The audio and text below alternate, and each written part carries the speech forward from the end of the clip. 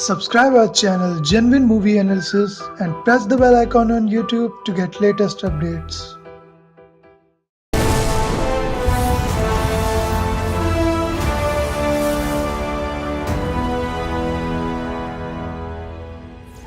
Why characters were reacting as they were reacting to Grindelwald. And also, you've got this thread running through the movie, which is who is Credence.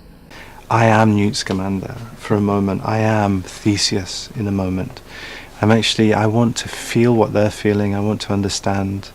Fantastic Beasts: The Crimes of Grindelwald. The movie was much more into the soul of the original series, with little elements spread throughout the story by creators for viewers to relate to the original franchise, and there are interesting things to discuss about this movie. Hi, my name is Subodh and this is Genuine Movie Analysis.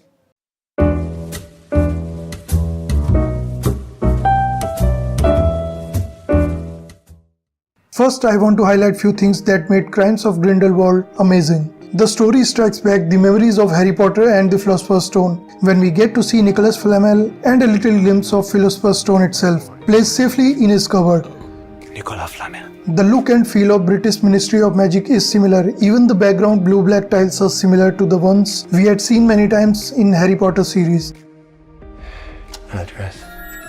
What's that? A safe house in Paris. Why would I need it? Also, the safe house offered by Dumbledore to his students Newt Scamander was similar to the safe house for the Order of Phoenix. The visual similarities of these places is outstanding and brings us back to the days of Harry Potter.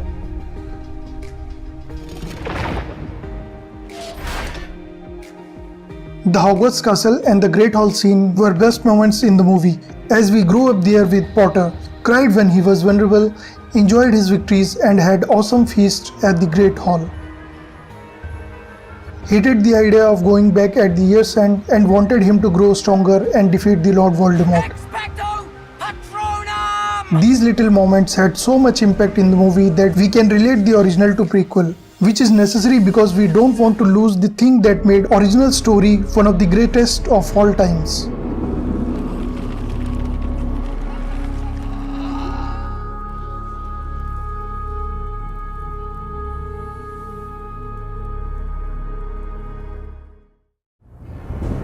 Now coming back to the Crimes of Grindelwald, who is Credence? I want to know who I am.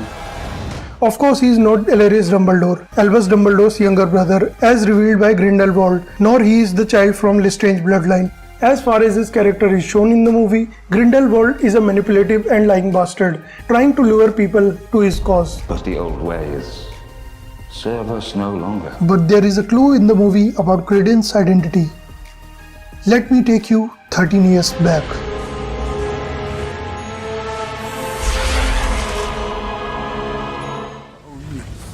Father unwillingly given.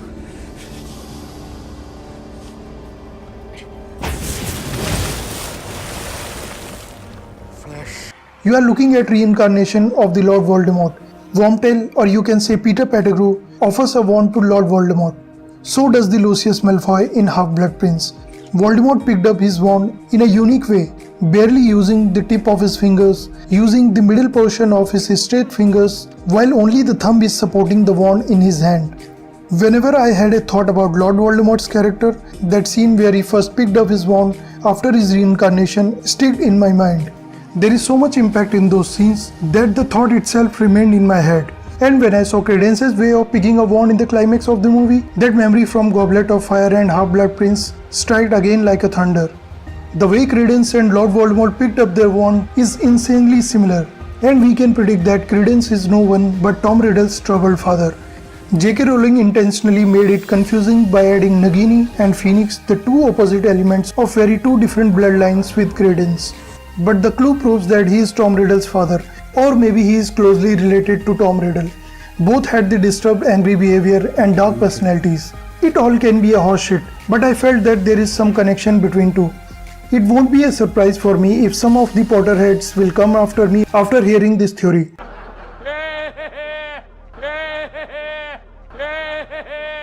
Stop right there, before you start to spit some bad thoughts about this theory. There is one more strong clue that many people missed. There is visual similarity between Lord Voldemort and Credence's dark powers and their destruction. The uncontrolled dark force inside Credence and the dark magic inside Regulus Black's locket are quite similar. Also, the death of Lord Voldemort in Deathly Hallows and Credence in Fantastic Beasts and Where to Find Them is quite similar. He didn't die though, which suggests that Tom Riddle got few of his powers from his dad, that is Credence. Like he was able to talk to the snakes even from the earlier days of his childhood. I can speak to snakes too. Remember, Credence already had Nagini with him. The moment has come to take our rightful place. You can do things, can't you, Tom? Things other children can't. I can make things move without touching them.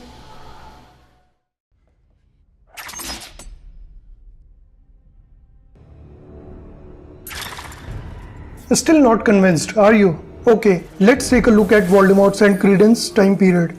We know that Credence is obscure and he don't know what the hell he is going through, which means either he is a muggle victim of a dark magic or maybe he is running from his dark past. Credence and Riddle Sr. both are having the same physical description in the books, being a handsome man, tall height, pale skin, dark hairs and eyes. Also, Voldemort was born on December 1926 and Fantastic Beasts is happening in the same time period. What are the odds of that? Now you are serious. Now then, Fantastic Beasts franchise will end up with legendary magical duel between Albus Dumbledore and Grindelwald in 1945. At the same time period, Tom Riddle will end up unleashing the basilisk in the Hogwarts and many students will die, including this irritating one. Sure! Let's all throw books at Myrtle because she can't feel it. 10 points if you get it through her stomach. 50 points if it goes through her head. My brothers, Grindelwald was the one who started this revolution against Ministry, who also happens to be the inspiration of Voldemort's evil plans. There is a strong possibility that we will be watching the rise of Lord Voldemort along with the fall of Grindelwald. Now the question remains, why there is Dumbledore's Phoenix hanging around with Credence in the climax of Grindelwald's crime? The answer is simple. Phoenix is there to serve Grindelwald, not the Credence. As a blood pact swear with Dumbledore, Grindelwald must have owned the privileges to Phoenix help whenever he needs it. And looking towards the second installment, Grindelwald is in desperate need of help as the whole ministry is seeking his evil ass everywhere. The analysis ends here. Then again, it can all be a horseshit. What do you guys think? Let me know in the comments below. Well, that will be all for today in this video. If you enjoyed this analysis, please give it a thumbs up and most importantly, subscribe to my channel for such reviews and analysis every week. So I'll see you next week. This is your buddy Subodh signing off. Bye.